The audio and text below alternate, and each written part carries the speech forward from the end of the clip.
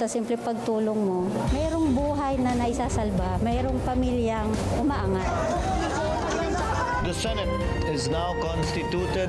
At ito ang mismong Chinese Coast Guard. Napakinggan ni PBBM. 6 na milyong balot ang gagamitin. Sa A to Z, kumpleto tayo.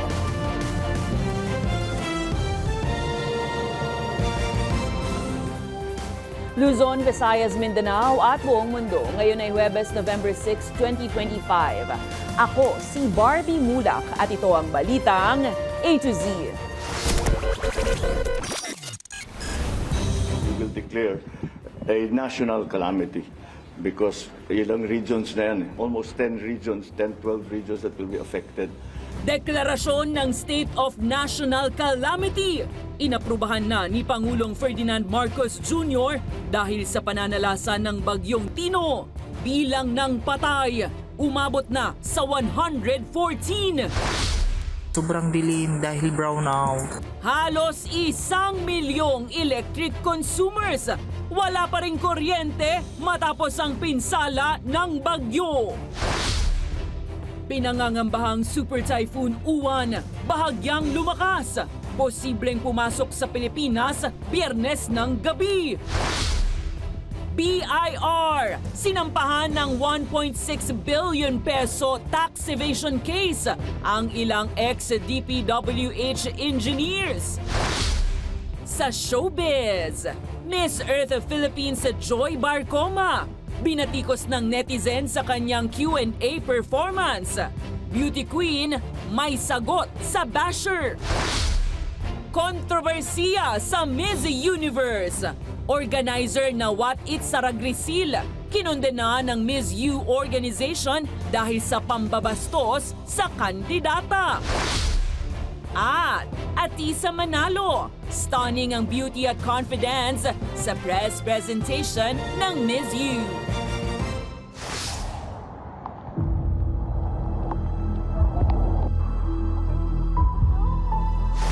Magandang gabi, pambungad sa ating newscast. Idineklara na ni Pangulong Ferdinand Marcos Jr. ang State of National Calamity bunsod ng matinding pananalasa ng Bagyong Tino at sa paparating na Bagyong Uwan. Umabot na sa 114 ang nasawi, 127 naman ang nawawala ayon sa OCD. Ang balitang A to Z ni Kim Salinas.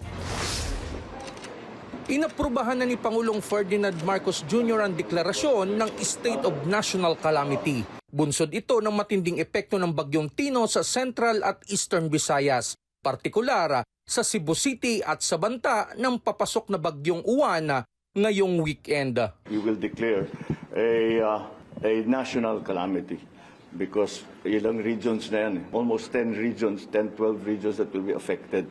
So pagka ganun karami, ganun ang scope, then we will really have to, then it is a national calamity. Sa pakikipagpulong sa Cabinet Secretaries sa Office of the Civil Defense sa Camp Aguinaldo, sinabi ni PBBM na sagot ang deklarasyon para mapabilis ang pagdating ng tulong. That gives us the quicker access to some of the emergency funds, number one.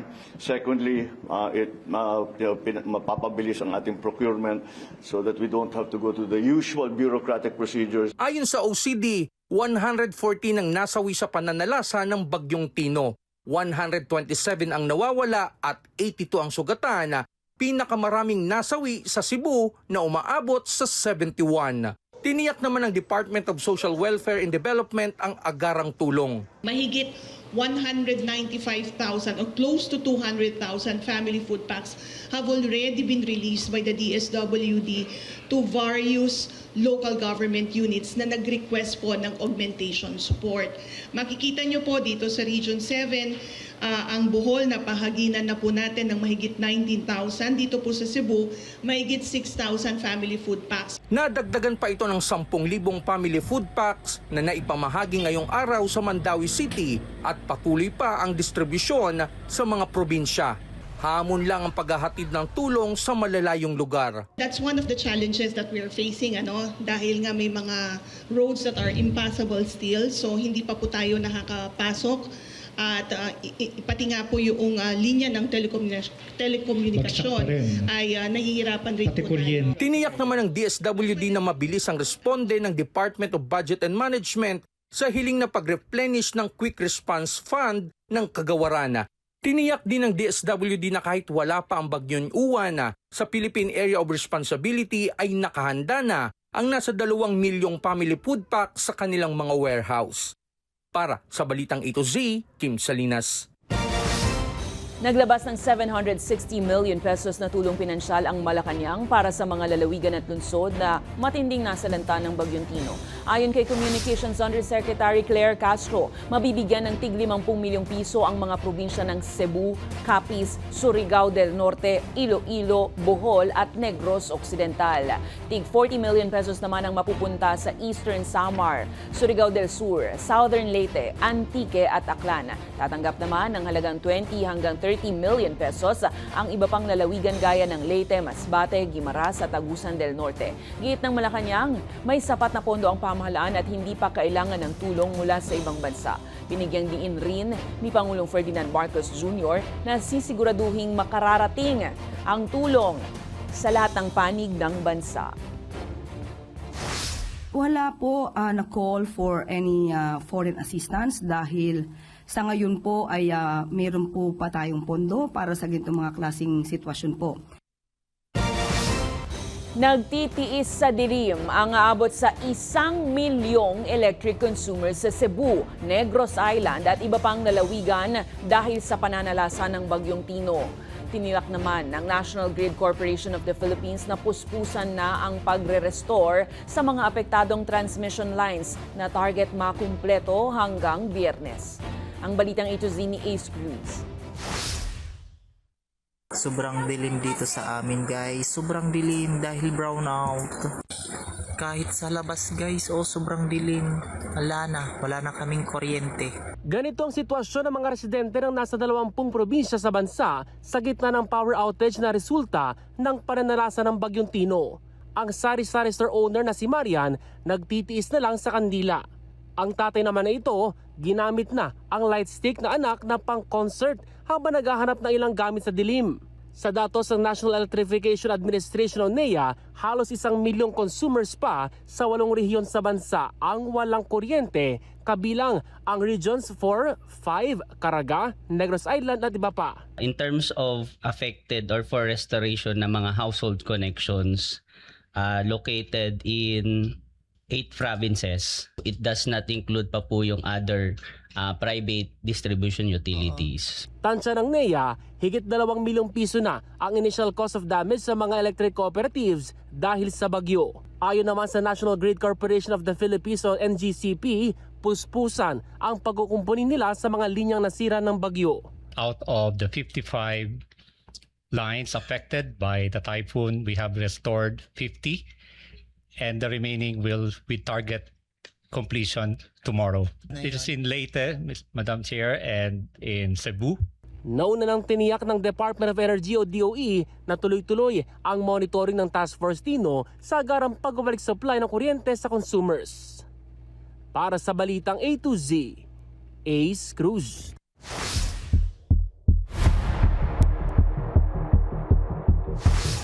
Nananatiling malakas ang Bagyong Tino habang papalapit sa Vietnam. Ayon sa DOST Pag-asa, matatagpuan ang sentro ng bagyo may layong 525 kilometers west-northwest ng Pag-asa Island sa Kalayaan, Palawan at nasa labas na ng Philippine Area of Responsibility. Taglay ni Tino ang hanging umaabot sa 165 kilometers kada oras at pagbugso ng hanging abot sa 205 kph. Kumikilos pakanluran sa 25 kilometers kada oras na bilis. Inaasahang tatama ang bagyo sa Central Vietnam ngayong gabi ng Huwebes pero magiging mahina pagtapos ng landfall. Samantala, lalo rin lumakas ang bagong tropical storm na Phuong Vuong o papasok na Bagyong Uwan na halos kasing laki rin ng Pilipinas ang lawak. 1,660 kilometers silangan ng Mindanao ang lokasyon nito. Kumikilos pahilagang kanluran sa bilis na 10 kph. Taglay ang hanging umaabot sa 75 kilometers kada oras at pagbugsong aabot hanggang 90 kilometers kada oras. Inaasahan pong papasok sa PAR ito ngayong weekend at papangalanan ng bagyong Uwan. Taglay ang super typhoon na category at posibleng umabot ang wind signal hanggang number 5. Saka naman tutumbukin ang Luzon base sa latest forecast. Patuloy na pinaalalahanan ng Pag-asa ang mga mangingisda at residente sa mga baybayin ng Batanes, Kalayaan Islands, Ilocos Region at Palawan na maging maingat sa pagpapalaot sa karagatan.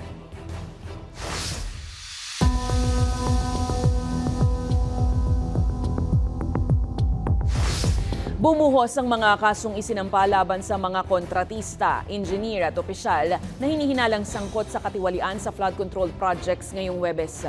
Bagamat paulit-ulit lang ang mga sangkot na pangalan, layo nito na mapanagot at maisauli ang ninakaw sa kaban ng bayan. Narito ang balitang A to Z ni Naomi Almohano. Kasabay ng pagbuhos ng ulan sa iba't ibang bahagi ng bansa, umulan din ang mga isinampang kaso ngayong Huwebes sa iba't ibang tanggapan. Nauna na riyan ang Bureau of Internal Revenue na nagsampa ng tax evasion cases laban sa 3 miyembro ng BGC Boys o Bulacan Group of Contractors na umano'y sangkot sa pagwawaldas ng pera ng bayan sa mga kasino. Kabilang sa mga kinasuhan sina dating DPWH Bulacan District Engineer Henry Alcantara, former Assistant DE Bryce Hernandez at ex-Construction Section Chief JP Mendoza. Umabot lang naman sa 1.6 billion pesos ang umano'y unreported income at tax deficiencies ng tatlo mula 2020 hanggang 2024. Nakita natin na based on dun sa mga lifestyle checks na ginawa natin, yung kanilang mga ginastos na nakuha rin natin yan sa mga pagdinig na ginawa sa Senado at yung mga kanilang mga ari-arian, nakita natin na hindi tugma ito sa kanilang kinikita or yung mga reported na mga revenues nila at mga binayaran buwis.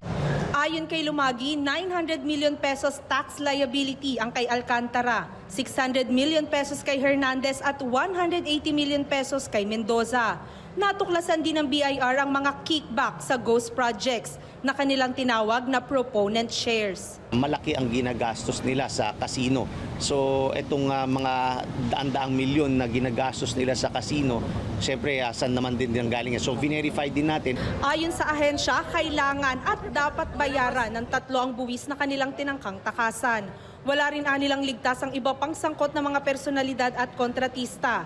Nirekomenda naman na ng ICI sa Office of the Ombudsman ang pagsasampa ng administratibong kaso labang kina dating Public Works Secretary Manuel Bonoan, dating USEC for Operations Roberto Bernardo, USEC for Planning and Public-Private Partnership Maria Catalina Cabral at iba pang DPWH engineers. It appears that several DPWH public officials were grossly negligent, if not remiss, in the performance of their respective duties to ensure that the project was properly implemented and that government funds were lawfully and prudently disbursed. Kaugnay naman ito ng irregularidad sa 95 million pesos ghost flood control project sa Bukawi, Bulacan. Based on the report endorsed by the Commission on Audit, it was established that no structure was constructed at the location specified in the approved bid plans. Sangkot din umano muli rito ang top-notch Catalyst Builders Incorporated na pang-anim na top 15 contractors sa bansa na nakasecure ng nasa 20% flood control projects mula July 2022 hanggang May 2025. Samantala, 2 pang karagdagang kaso ng bid rigging at manipulation ang isinampa ng Department of Public Works and Highways sa Philippine Competition Commission ngayong Huwebes. Ito'y paraan nila sa pagsasagawa ng preliminary inquiry laban sa mga kontratistang sangkot sa flood control projects. Kabilang ang St. Timothy Construction Corporation ng mga Diskaya, Silver Wolves Construction Corporation at ilang opisyal at empleyado ng DPWH Davao Occidental at La Union 2nd District Engineering Offices.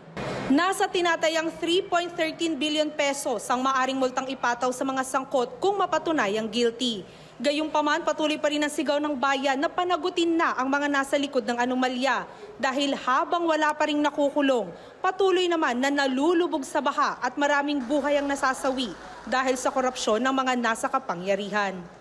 Para sa Balitang A to Z, Naomi Almojano.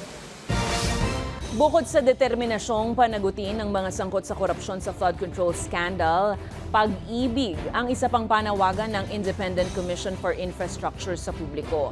Bago pa man isampa ni ICI Chairman Retired Justice Andres Reyes sa Office of the Ombudsman ang ika-4 na rekomendasyon para kasuhan, itinaas ni Reyes ang isang karatula na naglalaman ng kanyang panawagan sa publiko at nagsasabing, "What the world needs now is love, not greed, not selfishness." Yan ang kanyang mensahe. Anya, patuloy nilang uusigin ang mga nagkasala sa bansa nang muling manumbalik ang tiwala at kumpiyansa ng publiko. We need to love our country. We need to love our countrymen. We need to love one another. Kung may extra pera kayo, tulungan yung mahirap. Kung may extra, kung may time kayo, tulungan ng gobyerno. Hinahabol ng Office of the Ombudsman si dating Ako Bicol Representative Zaldico para pauwiin sa bansa. Kasunod ang pagkakadawit nito sa bilyong-pisong flood control scandal. Ayon kay Assistant Ombudsman Nico Clavano, gagamitin ng pamahalaan ang lahat ng legal na paraan, kabilang na ang posibleng extradition para mapaibalik si Ko, katulad ng ginawa kay dating kongresistang Arnie Teves. Inihain ng Independent Commission for Infrastructure ang rekomendasyon na kasuhan si Ko at ilan pang opisyal ng DPWH dahil sa umano'y anomalya sa Road Dike Project sa Nauhan Oriental, Mindoro.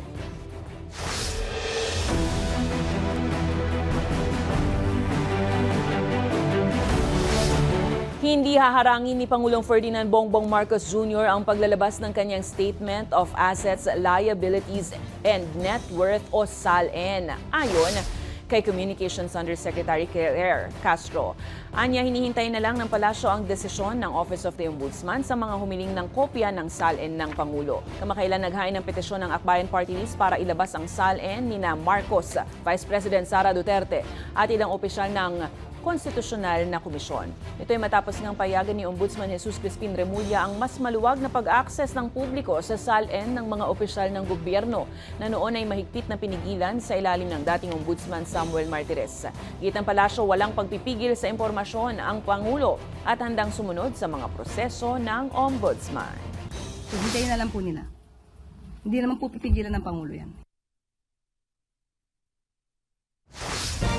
Sa iba pang balita, bumaba sa 3.8% ang unemployment rate sa bansa noong Setyembre. Mula po yan sa 3.9% na naitala noong Agosto ayon sa Philippine Statistics Authority. Katumbas ito ng 1.96 milyong Pilipinong walang trabaho.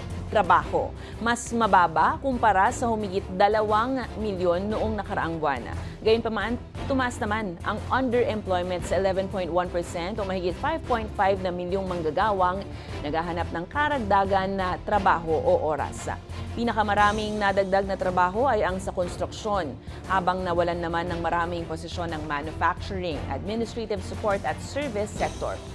Pero ayon sa PSA, positibong senyales ang tumitinding aktibidad sa restaurant, accommodation at retail trade sa pagpasok ng Burr months na inaasahang magpapatuloy hanggang Disyembre.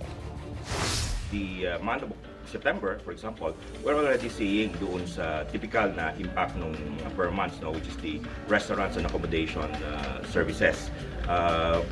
If that would continue in the months of October, November, and December, plus yung retail trade, kasi yun naman yung isa, that would have a positive effect.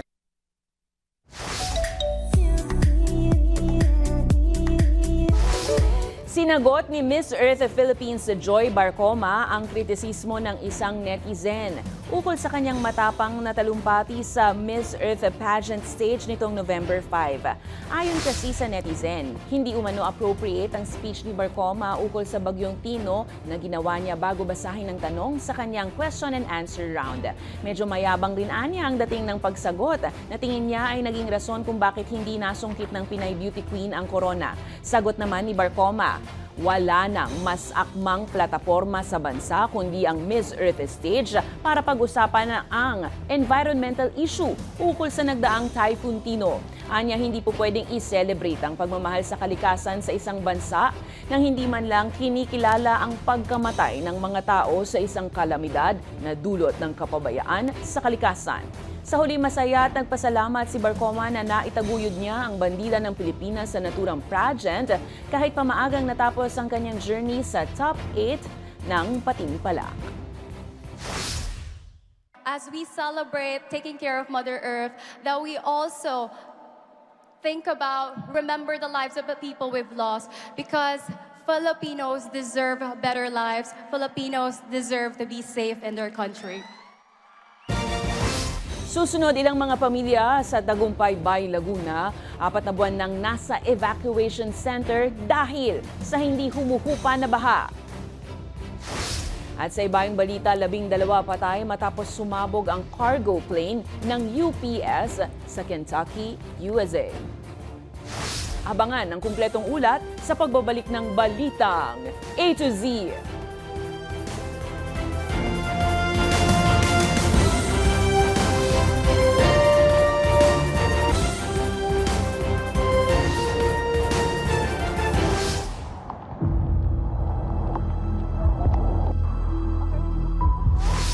Binahan ng batikos ang Cebuano celebrity civil engineer na si Slater Young matapos mabaling ang sisi ng netizens sa nangyaring malawakang pagbaha sa Cebu sa kanyang luxury property development sa isang bundok sa lalawigan. Nagtrending nga sa X platform ang Monterrazas project na una nang naging kontrobersyal dahil sa posibleng epekto nito sa kalikasan nang i-launch ito taong 2023. Giit ng isang residente, hindi sila binabaha dati pero ngayon dumadaloy ang tubig mula Monterrazas site diretso sa ilog na dahilan ng pagbaha sa komunidad. Sa hiwalay na post, nagbahagi rin ng political commentator na si Jesus Falsi ng video ukol sa pagkalbo sa bundok para sa proyekto. Unang ibinida ni Slater Young sa 2023 vlog ang very exclusive residential project. Pero giit niya, hindi anya buong bundok ang sakop nito at hindi umano makadadagdag sa pagbaha ang proyekto. Dumaan rin anya sa geological review ang project na mayroong sariling irrigation system at tangke para sa rainwater collection.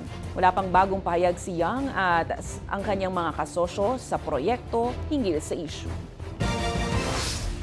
Ilang bagyo na ang nagdaan pero aabot na sa humigit 4 na buwan sa evacuation center ang ilang mga apektadong residente sa Barangay Tagumpay, Bay, Laguna na hindi pa rin makauwi sa kanilang tahanan dahil hindi pa rin humuhupa ang tubig sa kanilang lugar. Bagamat mababa ang lugar na ito, malapit sa Laguna de Bay, daing ng marami. Sana may aksyon ng pamahalaan sa kaligtasan ng mga residente. Ang Balitang A to Z ni Stanley Gahete. Ordinaryong kalye ang daan na ito sa Barangay Tagumpay, Bay, Laguna. Nalalakaran kapag hindi tag-ulan. Pero ang mga residente rito, tila nakasanayan na lang ang tubig baha na tumatagal ng mahabang panahon. Kakalimas lang po namin mga 3 araw. Kasi nasa loob po talaga ng bahay, napasok po siya pag nataas. Pagka may mga bagyong dumarating. Kaya lang po ito gano'n, madumi, malabo, mabaho. Ang pinakamahirap po sa akin na may mga anak, pag napasok po, pag walang balsa, lusong po talaga. Ayon kay Captain Julius, July pa nang malubog sa baha itong Sitio Butas at Sitio Mariam Bukid dito sa Barangay Tagumpay, dito sa Bay, Laguna. At kung mapapansin nyo nga, mahaba tong kalye na lubog sa baha at aabot nga sa hanggang hita ng mga residente dito. Kadalasan nga ay pumapasok na nga sa kanilang mga bahay yung tubig baha, kaya naman marami sa kanila ang nag-e-evacuate. Ang evacuation center na ito na nasa tabi rin ng Laguna de Bay, apektado rin kapag tumaas ang tubig at kapag bumagyo, lalo na noong nakaraang bagyong Tino. May mga pagkakataon din po na pag sobrang lakas po ng ulan, talagang umaakyat po dito para nakakatubig din po yung loob ng tent. Ito po, nilalagyan po namin ng habong para po hindi kami maapyasan ng ulan. Noong Hulyo, lumampas sa critical level ang Laguna de Bay sa 12.51 meters, isa sa pinakamataas sa mga nagdaang taon. Kapag tumataas ang level ng tubig sa lawa, tumataas din ang pangamba ng mga tao. Naiisip din po namin, sir, lumipat. Pero paano? Siyempre, yung budget po, andito po yung bahay namin. Kung lilipat po kami, kailangan po namin ng pera. Saan na naman po kami bibili ng lupa o magsisimula naman po ulit. Tapos yung mga estudyante namin, transfer na naman. Marami po kasing magiging conflict problema kung lilipat kami. Kaya sa ngayon, minabuti namin na mag-stay kasi wala naman po kaming choice eh. Mahirap talaga. Kaso lang, pinagtatagaan na namin gawa ng wala namang kaming ibang mapuntahan. Solusyon ng mga residente, patambakan ng lupa para masipsip nito ang tubig at mapataas ang level para hindi palaging binabaha. Maring aabutin po sila dito nung bagong taon po dahil nga po sa hindi ho naman po nabago po ang paglalim po ng tubig eh. Duda rin ng kapitan ng barangay sa itinayong istruktura na ito sa Laguna de Bay na hindi naman tinapos at iniwang nakatenga.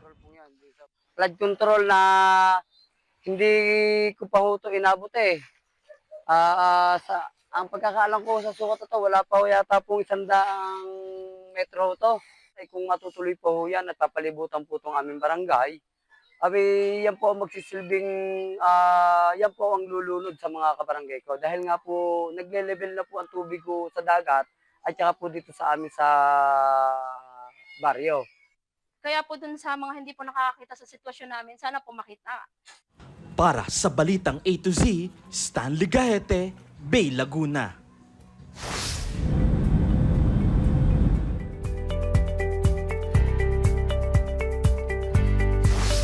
Labindalawa ang kinumpirmang nasawi matapos sumabog ang isang cargo plane ng UPS sa Kentucky, USA nitong Martes. Base sa report, nagliyab ang MV-114 or 11F cargo plane nang sumadsad sa runway ng Louisville International Airport at tumama sa ilang gusali.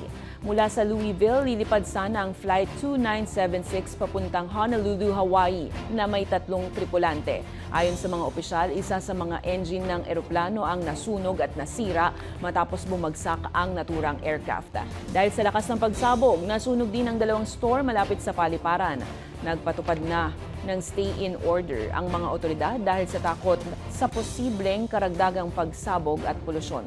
Sinuspindi ang mga flight sa airport matapos ng insidente pero muli itong binuksan nitong Miyerkules. Patuloy ang investigasyon sa naging sanhi ng pagsabog.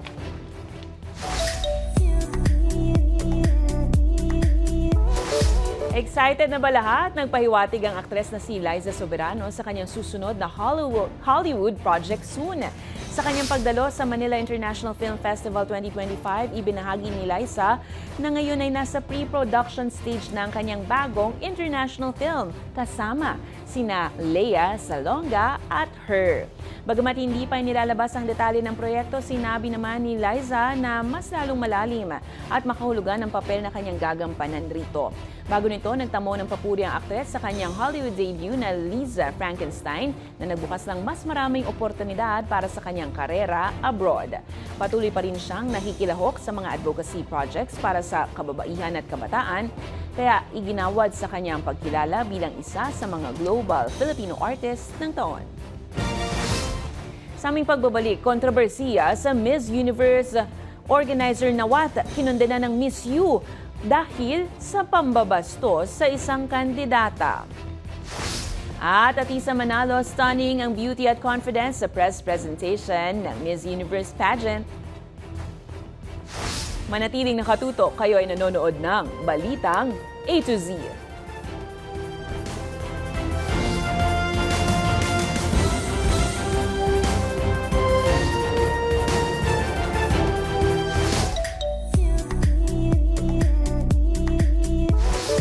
Matapos ang mainit na kontrobersiya sa Miss Universe 2025 pageant, humingi ng paumanhin si Miss Universe Thailand National Director Nawat Itzaragrisil sa mga kandidata at fans ng kompetisyon. Samantala, pambato ng Pilipinas na si Atisa Manalo nagbigay ng 100% confidence sa kanyang pagrampa sa Miss Universe Country Host presentation sa Thailand. Ang detalye sa balitang A to Z Showbiz ni Lynn Garcia.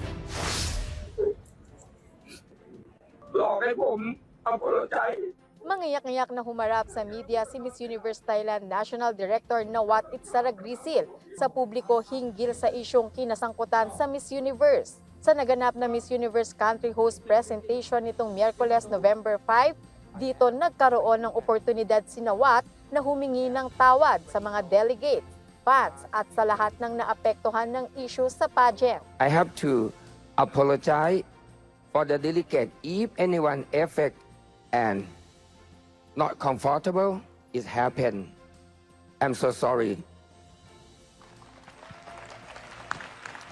Ang kanyang paghingi ng paumanhin ay kaugnay ng kontrobersyal na pangyayari nitong Martes, November 4, kung saan nakita sa video na nakipagsagutan si Nawat sa pambato ng Mexico na si Fatima Bosch.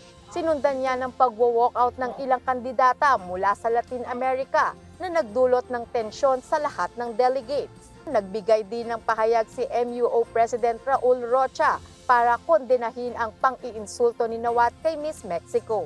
Sin más preámbulo, quiero dejar en claro mi gran indignación y repudio a Nawat por la agresión que hizo en público en contra de Fátima Bosch, Miss Universe México, a quien humilló, insultó y faltó al respeto. Kaugnay ng pangyayari, nilimitahan na ni Rocha ang partisipasyon ni Itsaragrisil sa Miss Universe pageant.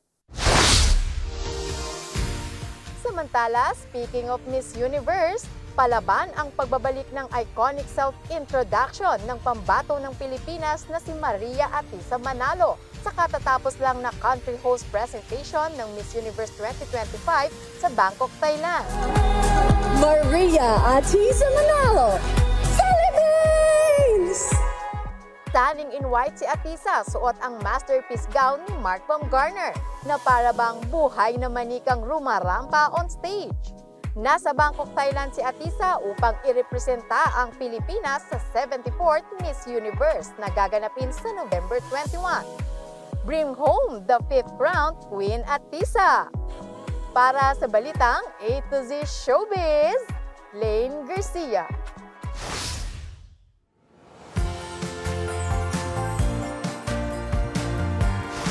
Talaga namang holiday spirit is here. Muling pinailawan ang tinaguriang iconic giant Christmas tree sa Araneta City sa Quezon City ngayong Huwebes, November 6. Napawawang lahat sa giant Christmas tree na binubuo ng 3,000 pine garlands at 8,000 iba-ibang makukulay na ilaw at ornaments na nagbibigay buhay sa Christmas tree at itinuturing na atraksyon sa lugar taon-taon. Nakisaya rin sa programa ng pailaw ang ilang kapamilya stars gaya ni Meme Vice Ganda, Joshua Garcia, Alexa Ilacad, P-pop group na BGYO.